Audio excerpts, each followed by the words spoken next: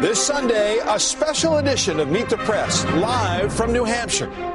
The last debate before the first in the nation Republican presidential primary. Voting here is just 48 hours away. We come to the Granite State, where nearly 1 in 5 voters remains undecided, despite seeing these candidates face to face in town halls, coffee shops, and even in their living rooms. A small state that will have a big impact on the race. Their motto, live free or die. The issues, jobs and the economy, America's role in the world, and which of these candidates is best suited to take on President Obama. This morning, a debate in partnership with Facebook, the world's #1 social platform, and the New Hampshire Union leader. The candidates, the issues, and your questions. This is the NBC News Facebook Republican Candidates Debate from the Capitol Center for the Arts in Concord, New Hampshire. Here now, the moderator of Meet the Press, David Gregory. And good morning and welcome to this special edition of Meet the Press, the final debate before New Hampshire voting begins. All 6 candidates are here, and before we begin, you know the drill. We quickly go through the rules. Each candidate will have 1 minute, 60 seconds to make their statement, to respond to questions, and at my discretion, 30 seconds for follow-ups or rebuttals. We're on a pretty tight schedule, so I will ask the candidates to stay within their allotted time, and we'll see how that goes. We've partnered with Facebook, so some of the questions will come from me, and some, of course, will come from you. We encourage you to weigh in on the debate in real time. Our online app at mtp.msnbc.com. You can monitor the conversation there, and we'll see some of your feedback during that debate, over the course of this debate. Candidates, good morning. Good morning. I just want to say on behalf of all Americans that I thank you for being willing to debate each other every 10 hours, whether you feel you need it or not. This is an important moment. Elections are about choices. They're about distinguishing one from the other. There's a political element to that, and of course it has to do with policy as well. Governor Romney has won the Iowa caucuses, although narrowly. He's up in the polls here in New Hampshire. He's also up in the polls down in South Carolina. Speaker Gingrich, why shouldn't Governor Romney be the nominee of this party? What about his record concerns you most or makes him disqualified to be the nominee? Well, look, I think what Republicans have to ask is who's most likely in the long run to survive against the kind of billion-dollar campaign the Obama team is going to run. And I think that a bold Reagan conservative with a very strong economic plan is a lot more likely to succeed in that campaign than a relatively timid Massachusetts moderate who even the Wall Street Journal said had an economic plan so timid it resembled Obama. So I think you've got to look at, Massachusetts was 4th from the bottom in job creation under Governor Romney. We created 11 million jobs while I was Speaker, and I worked with President Reagan in the entire recovery of the 1980s. I just think there's a huge difference between a Reagan conservative and somebody who comes out of the Massachusetts culture with an essentially moderate record, who I think will have a very hard time in a debate with President Obama. Speaker Gingrich, bottom line, you believe that Governor Romney is unelectable. No, I don't believe he's unelectable, but I think he has look, against Obama's record, I think, the fact is President Obama's going to have a very hard re-election effort. But I do think the bigger the contrast, the bolder ideas, the clearer the choice, the harder it is for that billion-dollar campaign to smear his way back into office. Speaker, this is your flyer that you're circulating here in New Hampshire. It says very clearly Romney is not electable. I think he will have a very hard time getting elected. Governor? David, I'm very proud of the record that I have, and I think the one thing you can't fool the people about New Hampshire about is the record of a governor next door. And people have watched me over my term as governor and saw that I was a solid conservative and that I brought important change to Massachusetts. They recognized that I cut taxes 19 times, balanced the budget every one of the 4 years I was governor, put in place a $2 billion rainy day fund by the time I'd gone. We'd seen job losses in the months leading up to my becoming the governor, and then we began to finally create jobs. By the way, we created more jobs in Massachusetts than Barack Obama's created in the entire country. We also got our state police to enforce illegal immigration laws. put in place English immersion in our schools. I'm very proud of the conservative record I have, and I think that's why some of the leading conservatives in today's world who are fighting the conservative battles of today, that don't have any axe to grind, have gotten behind my campaign. Governor Nikki Haley of South Carolina, Governor Chris Christie of New Jersey, right here, the great Senator of New Hampshire, Kelly Ayotte. These are conservatives who looked at my record, looked at my plan to get this economy going. I happen to believe that if we want to replace a lifetime politician like Barack Obama, who had no experience leading anything, you have to choose someone who's not been a lifelong politician, who has not spent his entire career in Washington, and instead has proven time and again he can lead in the private sector twice, in the Olympics, and as a governor. We've got to nominate a leader if we're going to replace someone who is not a leader. Well, Senator Santorum, had you not lost for re-election in 2006, you would have been in Washington even longer than you were. It would have been 21 years, so you've got a long Washington record. How do you address this question? Why shouldn't Governor Romney be the nominee? What is disqualifying in your judgment? Well, if his record was so great as governor of Massachusetts, why didn't you run for re-election? I mean, if you didn't want to even stand before the people of Massachusetts and run on your record, if it was that great, why did you bail out? I mean, the bottom line is, I go and fight the fight. If it was that important to the people of Massachusetts that you were going to go and fight for them, at least you could stand up and make the battle that you did a good job. I did that. I ran for re-election a couple of times, and I won a couple of times. And in a 71% Democratic district, when I ran for re-election, I was redistricted. And I was in a 71% Democratic district, had a 90% conservative voting record. It was a hard thing to do. My district was more Democrat than the state of Massachusetts that I ran in. It was the Steel Valley of Pittsburgh. And I stood up and fought for the conservative principles. I didn't do what Governor Romney did in 1994. I was running the same year he ran in 1994. I ran in a tough state of Pennsylvania against an incumbent. Governor Romney lost by almost 20 points. Why? Because at the end of that campaign, he wouldn't stand up for conservative principles. He ran from Ronald Reagan.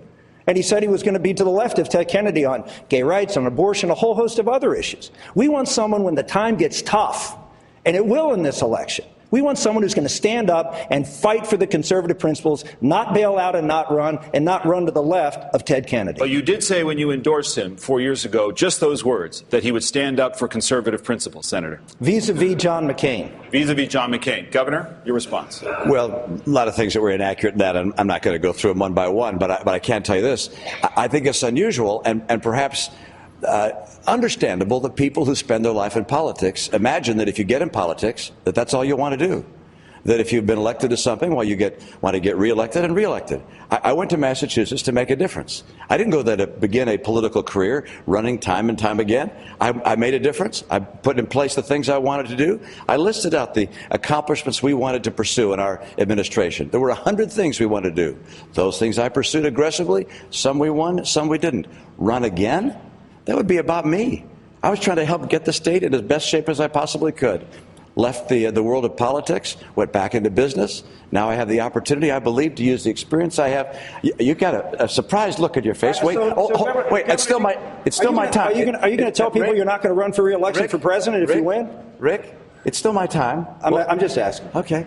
Well, go ahead, actually, Governor Romney, take 30 seconds there. Yeah.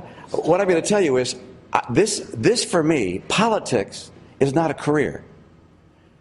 For me, my career was being in business and starting a business and making it successful. My life's passion has been my family, my faith, and my country. I believe by virtue of the experiences I've had that I'm in a good position to make a contribution to Washington. I long for a day when instead of having people who go to Washington for 20 and 30 years, who get elected, and then when they lose office, they stay there and make money as lobbyists or connecting to businesses, I think it stinks. I think we ought to have people go to Washington and serve Washington. And serve as the people of their nation and go home. I'd like to see term limits in Washington. So one term. And so, as the president of the United States, if I'm elected, of course I'll fight for a second term. Speaker Gingrich, there's a lot of work to be done. Take 30 seconds here to get in. I realize the red light doesn't mean anything to you because you're the front runner.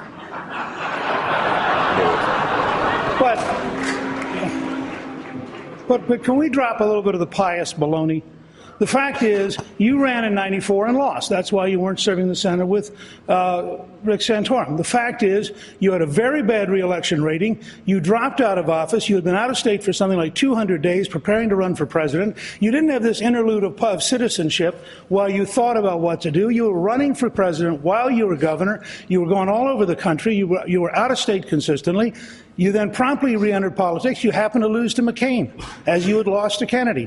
Now you're back running. You've been running consistently for years and years and years. So this idea that suddenly citizenship showed up in your mind, just level with the American people. You've been running for at least since the 1990s. Governor, please. Mr. Speaker, citizenship has always been on my mind. And I happened to see my dad run for governor when he was 54 years old. He had good advice to me. He said, Mitt, never get involved in politics if you have to win an election to pay a mortgage. If you find yourself in a position when you can serve, well, you ought to have a responsibility to do so if you think you can make a difference. He said, also don't get involved in politics if your kids are still young, because it may turn their heads. I never thought I'd get involved in politics. When I saw Ted Kennedy running virtually unopposed in 1994, a man who I thought by virtue of the policies of the liberal welfare state had created a permanent underclass in America, I said someone's got to run against him. And I happened to have been wise enough to realize I didn't have a ghost of a chance of beating him. This guy Republican from Massachusetts was not going to beat Ted Kennedy. And I told my partners in my firm, I'll be back in 6 months. Don't take my chair. And I went in and gave it a real battle and went after him. I was happy that he had to take a mortgage out on his house to ultimately defeat me. And I'm very proud of the fact that I have stood up as a citizen to battle where I felt it was best for the nation. And we're talking about running for president. I'm in this race because I care about the country. I believe my background and experience will help me be an effective president. Let me bring Dr. Paul into this, because there is a question about who is the true conservative in the race. And Governor Romney said only 9 years ago during an interview with New England Cable News, he said the following: I think people recognize that I'm not a partisan Republican, that I'm someone who is moderate and my views are progressive. Do you believe Governor Romney now when he says that he is a man of constancy and that he'll stand up for conservative principles? You know, I think this whole discussion so far has been very superficial. And I think the question, in a way, that you ask is superficial, and that you're talking about character, which is very important. But I think we should deal with the issues as well. But I don't see how we can do well against Obama if we have any candidate that endorsed single-payer systems and TARP bailouts and don't challenge the Federal Reserve's $15 trillion of injection bailing out their friends. I don't see how we can have anybody really compete with Obama who doesn't challenge this huge empire we have overseas and the overseas spending. I mean, this is how nations come down, is they extend themselves too far overseas. That's how the Soviets came down. We really have to talk about real cuts, and we haven't gotten around to this yet. So if we want to change things, this is what we have to talk about. Character is important and motivation is important. Our history is important. But I really consider that in the debate format to be less significant than what we really believe in. You read my mind, Dr. Paul, and we're going to get to some of the tough choices, not just on politics, but on policy. First, Governor Perry, I do want to ask you, though, flat out, your stake in your campaign going down to South Carolina. Is Governor Romney unelectable in your judgment? Well, I think you have to ask the question of who is it that can beat Obama? Who is it that can invigorate the Tea Party?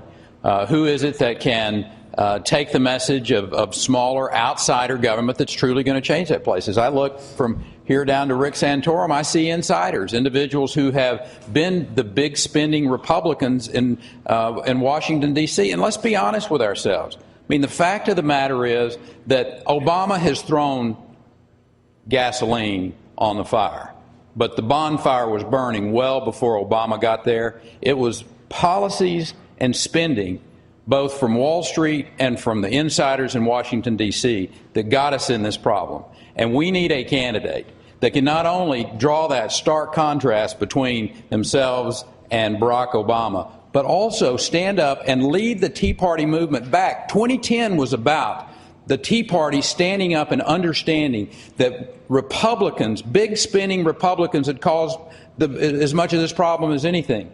And it was their power that brought Washington, D.C. and the House to Republican control. And that's the kind of individual we got to have to lead Before I this get to Governor Huntsman, election. I'd be remiss, Governor Romney, if I did not allow you to respond to the quote that I read from you 9 years ago. What would you say to conservatives so that they'll trust that you will stand up for conservative principles?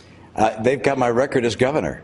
That's the great thing, and people here in New Hampshire is they see what I did as governor of Massachusetts. I also had the occasion, after my last failed attempt to run for president, a learning experience, to sit down and write a book. And I wrote a book and described my view for the country. And people can describe it differing ways, but my view is that the principles that I've learned in business and the principles as governor, frankly,